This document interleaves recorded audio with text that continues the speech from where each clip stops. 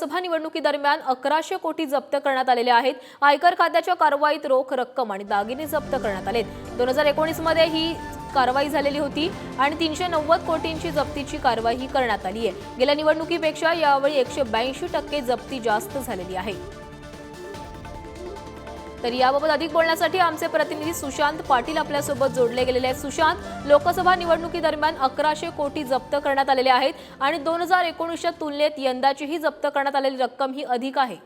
हो, नक्कीच लोकसभा निवडणुकीदरम्यान अनेक ठिकाणी छापे टाकण्यात आले, पोलिसांच्या बऱ्याच ठिकाणी गस्ती घालण्यात आल्या, इव्हन रेव्हेन्यू डिपार्टमेंट म्हणा, आयकर विभागाच्या अनेक ठिकाणी कारवाई करण्यात आल्या। जागोजागी रस्त्यावर बऱ्याच ठिकाणी कॅम्प्स उभे केलेले असतात, गाड्यातून काही चेकिंग केले जातात। ह्या सगळ्या कारवाईंमध्ये एकंदरीत आयकर खात्याने ह्यावेळेला रोख रक्कम आणि दागिने मोठ्या प्रमाणात जप्त करण्यात आले आणि एकंदरीत लोकसभा निवडणुकीदरम्यान 1100 कोटी जप्त करण्यात आले आणि ही गेल्या वेळेच्या 2019 मध्ये हीच अशाच पद्धतीने कारवाई करण्यात आली। त्यावेळेस 390 कोटींची जप्तीची कारवाई करण्यात आली होती। तर गेल्या निवडणुकीच्या वेळी 182% जप्ती यावेळेस जास्त झाली आहे।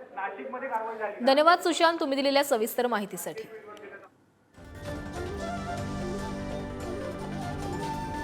तर 2019 मध्ये जी जप्तीची कारवाई करण्यात आलेली होती त्याच्या अधिक तुलनेत ही यंदाच्या निवडणुकीमध्ये जप्तीची कारवाई करण्यात आलेली आहे। लोकसभा निवडणुकीच्या पार्श्वभूमीवर 1100 कोटी जप्त करण्यात आलेले आहेत। आयकर खात्याच्या कारवाईमध्ये रोख रक्कम आणि दागिनेही जप्त करण्यात आलेले आहेत।